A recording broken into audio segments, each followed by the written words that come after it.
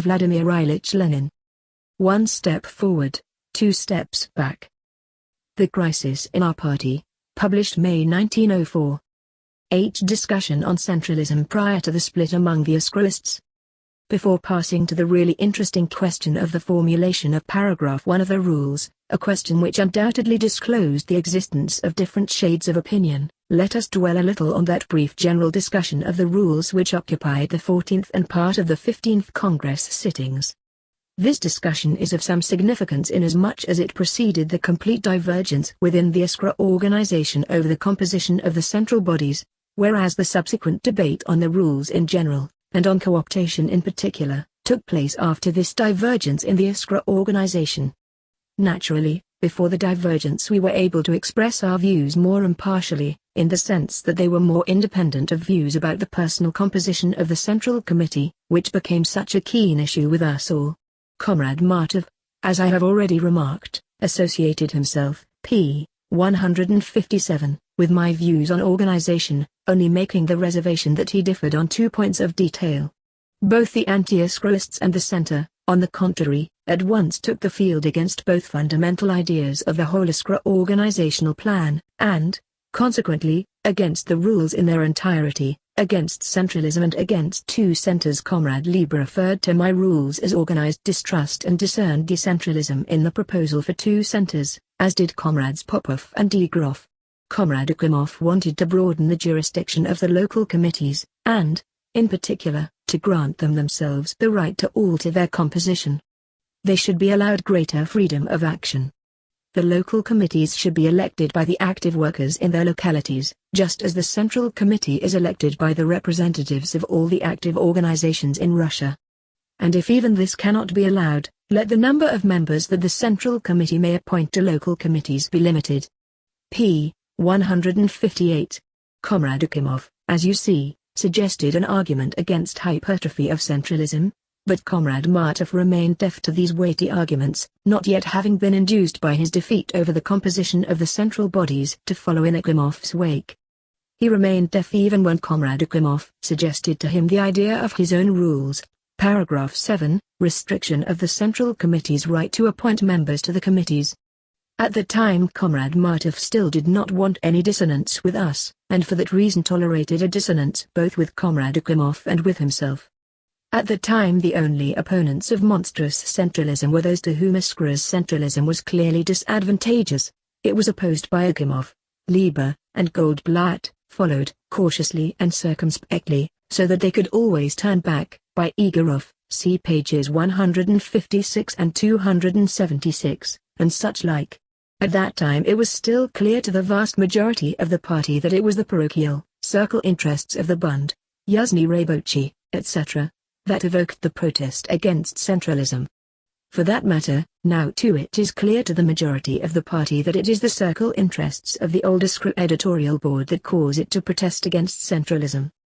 Take, for example, Comrade Goldblatt's speech, pages 160 to 61. He inveighs against my monstrous centralism and claims that it would lead to the destruction of the lower organizations, that it is permeated through and through with the desire to give the center unrestricted powers and the unrestricted right to interfere in everything, that it allows the organizations only one right, to submit without a murmur to orders from above, etc. The center proposed by the draft would find itself in a vacuum, it would have no peripheral organizations around it, but only an amorphous mass in which its executive agents would move.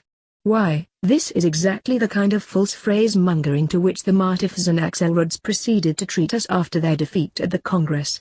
The Bund was laughed at when it fought our centralism while granting its own central body even more definite unrestricted rights, for example, to appoint and expel members, and even to refuse to admit delegates to congresses.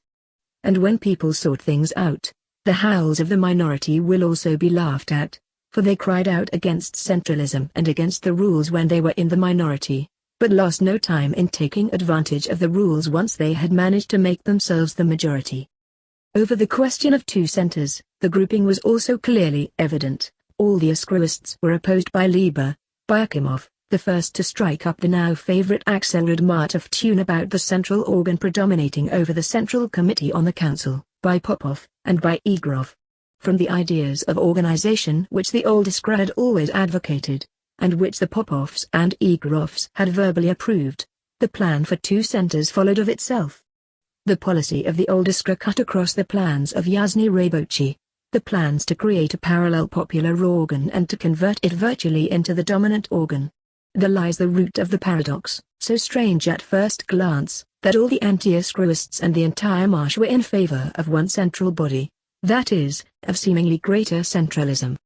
Of course, there were some delegates, especially among the march, who probably did not have a clear idea where the organizational plans of Yasny Rabotchi would lead, and were bound to lead in the nature of things, but they were impelled to follow the anti-Iskroists by their very irresoluteness and unsureness of themselves.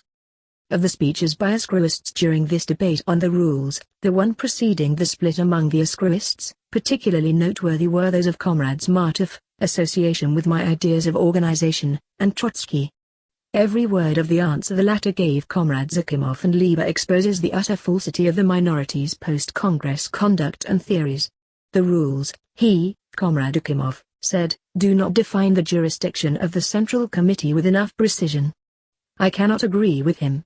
On the contrary, this definition is precise and means that inasmuch as the party is one whole, it must be ensured control over the local committees. Comrade Lieber said, borrowing my expression, that the rules were organized distrust. That is true. But I used this expression in reference to the rules proposed by the Bund spokesman, which represented organized distrust on the part of a section of the party towards the whole party.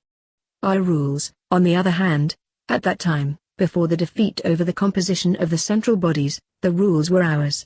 Represent the organized distrust of the party towards all its sections, that is, control over all local, district, national, and other organizations, p. 158. Yes, our rules are here correctly described, and we would advise those to bear this more constantly in mind who are now assuring us with an easy conscience that it was the intriguing majority who conceived and introduced the system of organized distrust or, which is the same thing, the state of siege. One has only to compare this speech with the speeches at the Congress of the League Abroad to get a specimen of political spinelessness, a specimen of how the views of Martov and company changed depending on whether the matter concerned their own group of a lower order or someone else's.